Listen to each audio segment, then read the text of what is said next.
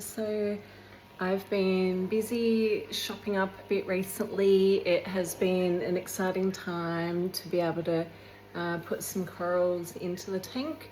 Obviously there's been a few going in over the past couple of weeks. I just had a little spending spree. I went to Nature Pets and Aquariums, my local, and I was able to pick up a couple of corals maybe last week, and I went back to get some more. So I'm just they're acclimating, but they're in their dip in the bag. I just wanted to make sure they all get the dip before they go in. So I've got some hammers here. I've got a Ironman chalice, and I believe it's a little green Favia. And over in the other corner is another assorted hammer. So yeah, very excited to be getting all these pieces in.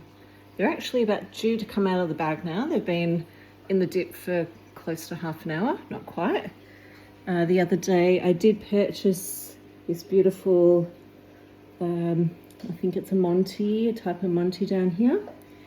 My mushroom, gosh, I've moved it around so many times. It's not got the strongest foothold on its little frag that it came on, because it was, the frag was doubled up, so they cut the other one off it, so then it wasn't.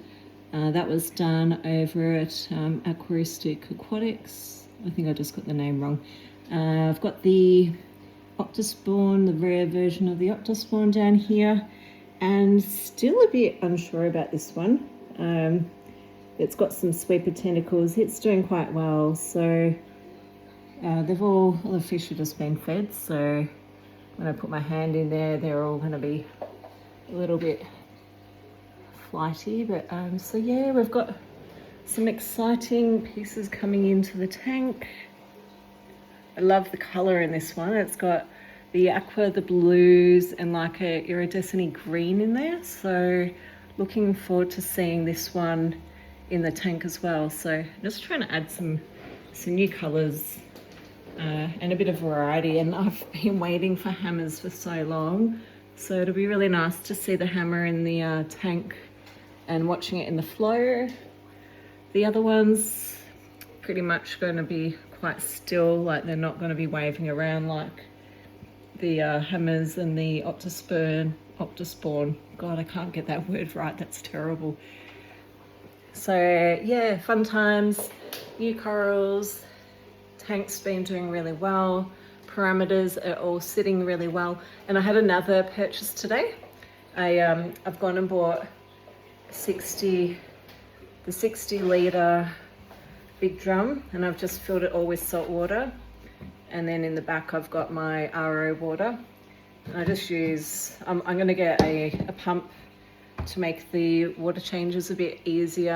A pump in here, and it can go pump and probably a heater in it, and then it can go directly to the tank. It's a little bit messy here at the moment. I am planning on moving some cupboards that are in this room over to here, and then I can sort of hide a few things away, potentially get all the products that I'm using, all the additives that I'm putting into the tank when I'm doing it. Mostly I'm just relying on the salt water that I pick up from Nature Pets and Aquariums. They do the salt water that comes from the Victorian waters down here, so natural seawater. And then I just use the RO water to top up the tank when the salinity is going a little bit up, but also when there's a little bit of evaporation. Unfortunately, this week, especially tomorrow, we've got a high 40-degree day coming up. This room does stay quite cool, but it's still going to heat up quite a bit. So the aircon's going to be on as well to just drop the temperature in here a little bit. I don't want to cook my fish, and no one does here in Victoria, but apparently we've got another high 40s day, or mid to low, well, someone in the shop just told me it was going to be 50 degrees. I think she's on another planet. So I've looked it up. I think it's 42 degrees here on Tuesday. Unfortunately, that is just very high temperatures here, but because we have such drops up and down with our weather, that the rooms in our houses tend to not become ridiculously hot for long periods, so we're able to try and manage it, hopefully with the fans, hopefully with the aircon. Fingers crossed power stays on to everyone. Yeah, so probably retrospective, I didn't realize that we've got 2 hot 40-degree days and I've just gone and got new corals. But look, the tank's been sitting really well with temps, and parameters are really good, and fish are loving life, all 5 of them. I really would like to get a cute little, like a gobby, and I'm looking at other fish that will go in here down the track. I just want the pajama cardinals and the ocellaris, because they're so small. I want them to gain some body size before I start adding too many other fish in the tank. I want the territories to be sort of a little bit more definitive with the fish, so that they don't feel like they're being shoved out of their own home. Anything that might be a bit more territorial and a bit more likely to bully, I will put them in later. So yeah, it's the aim of the game is to have a healthy, happy tank. I don't want to overload the system. I would love to see lots of fish and ridiculous coral in here, but I am being very careful with my selection and when I put them in, and I'm just going to continue to enjoy all the little stages, so one thing at a time. So currently, yeah, there's 5 new corals. That's a big deal for me. I've been putting either 1 in at a time, and then I got game and I put 2 in, I believe it was last week. I always hear it should be fish, coral, fish, coral, fish, coral, but I really just want this tank to be heavy in coral. In the fish, I love my fish, but I'm not going to have everything under the sun in this tank, unfortunately. I've got to go off the size of the tank that I'm dealing with. So if you don't know the tank, I believe it was 91, so it's a 3-foot tank. It always looks shorter to me compared to my 3-foot over in the background. So it's a 3-foot, and by 61 high, by 61 like across the depth. So it's got a good volume of water in it. It's bigger than my 3-foot that I have all my fresh water in. So I feel like it's even equivalent to a 4-foot tank in its water volume. I haven't got it full right up to the top. Oh, it's actually looking a bit fuller because I've just put all these bags in, and but when I take them out, it'll probably drop a little bit, but not much. But I'm not ready to fill the tank right up just yet. I don't have sufficient enough lid. I've got this glass panel over the top majority of the time, but there's a little bit of a void here and a little bit of a void near the filter, and I will probably down the track get a really nice lid on it. But currently the fish in there, they're not trying to jump. I know that they can, but there's a bit of a distance to sort of leap up from. They have got this glass panel along here and along the back and along here, but I might use my egg crates that I've used in my freshwater systems for a bit of protection. It just stops fish jumping out. But currently the fish are at a size where they probably get through the egg crates, because their whole size, their bodies, they're coming in to inspect. Their bodies are actually the size of the egg crate, like the holes for the crate. So I won't rely on that yet, but maybe down the track, that way I can still pop food in, and in my freshwater I can easily put water through the egg crate, because the holes will allow the water to go through. But I don't think I'll be lazy. I think I'll just move the crates out, and when I have a healthier budget for a custom made lid, I will probably get one done. But currently iron canister filter. So you've got your canister filter, the inlet or the outlet. This one goes down to the canister right there. So purely it's just the heater in here, the pre-filter here, and then biological media all through there. So basically this is the workhorse of the tank. It is working perfectly well, super silent. You honestly can't hear the canister filter going. The only thing you can hear in this room is all the other filters in the background, which are hang-on back filters and sponge filters that do a lot of bubbling. So there's a lot of bubbling and water moving around in this room. You can probably just see over in the background, just up there, I have got a 3-foot tank, and then a 2-foot tank, and then another, my daughter's tank as well. So there's a few tanks, and on the other side of this tank, in the other room is another 4-foot tank, but not marine. So this is the new baby, and I can't wait to put these corals in and start acclimating them.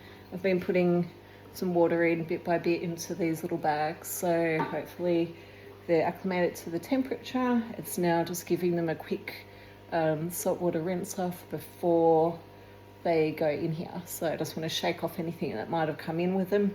Hopefully a few more bonus snails, that would be good. I've quite enjoyed getting free snails with my corals, and they've been reef safe snails too, so I haven't had to worry about that. So anyway, time to get going, and I'll see if I can show you the next stage.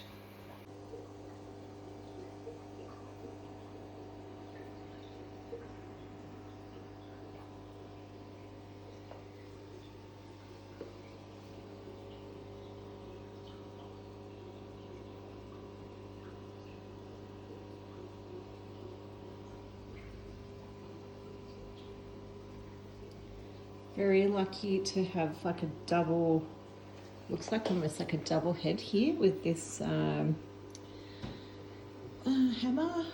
and such a good piece. Like that coral is the size of my palm. Like if I was to put it in my palm, it's the size of my palm. So this was such a good purchase. Like I love this coral. I really hope it does well in this tank. I'm thinking of sending it down here, somewhere along here. And I might try and put the Iron Man chalice down here, because I really have hopes that I can get some nice chalice growing through here as a nice little platform. And then possibly the hammers somewhere up in here, or maybe just down here for the meantime. And yeah, the Favia, I think I'll just keep it a bit on the lower side until it's sort of chosen where it really seems to be doing well. So let's get going. This is the most beautiful time of the day in my work studio. As you can see, the light is just streaming through over in our window. I'm just going to start giving these a little quick dip and clean, because I don't want anything going in the tank that has come off from the drip.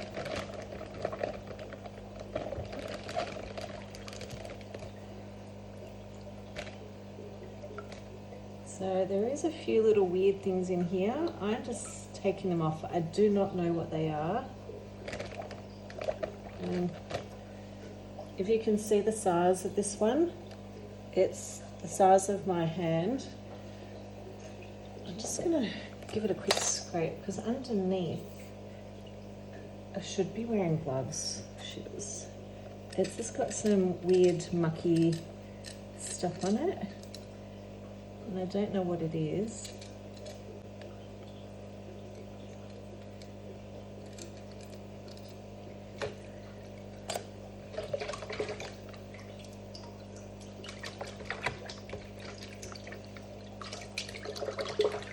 So just hoping that this one, I'm just going to take it straight over to tank right now. Should be wearing my gloves. Holy moly, what am I thinking? I'll be back. Okay, that's one lot done. And what have I got next? This is the hammer. So just checking this one off. Something, I don't think I really want whatever that was in there. Give that a quick rinse off.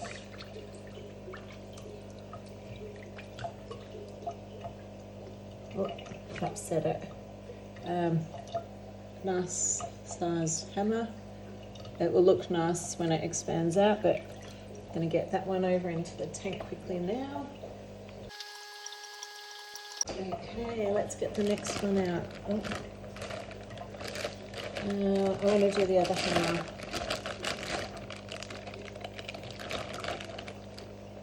This is a cool greeny coloured hammer, like a greeny lime colour. Just inspecting it.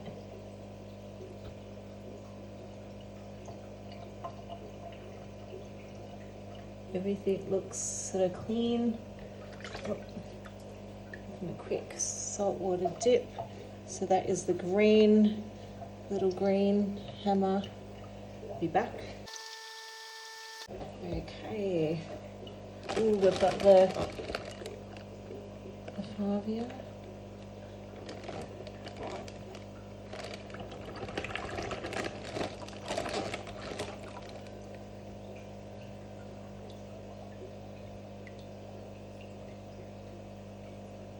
These little, I think these are little feather duster worm tubes coming through here. Is this like, I'm not sure we can see that. There's a little tube sticking out just in there. This one was a really pretty limey green. So give that a quick rinse, be back again. So I think this is the Favia. Got to get going. As I'm putting them in, I haven't changed my phone settings. I've got it set to, there's a lightning storm going on. It starts at 6, so the poor coral have just gone straight into a lightning storm in my tank. It's looking quite dark over there. I might just switch it around. You might just get a quick visual of what's going on over there. Let's see if you can see the storm.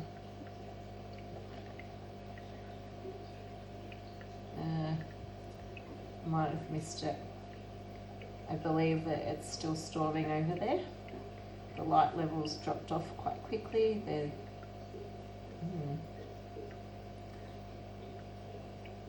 I think it's going, yeah, where we go.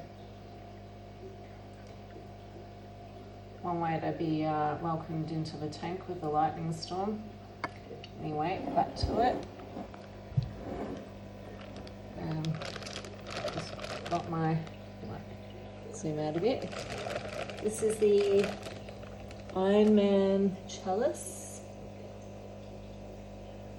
You can't see anything too bad on here.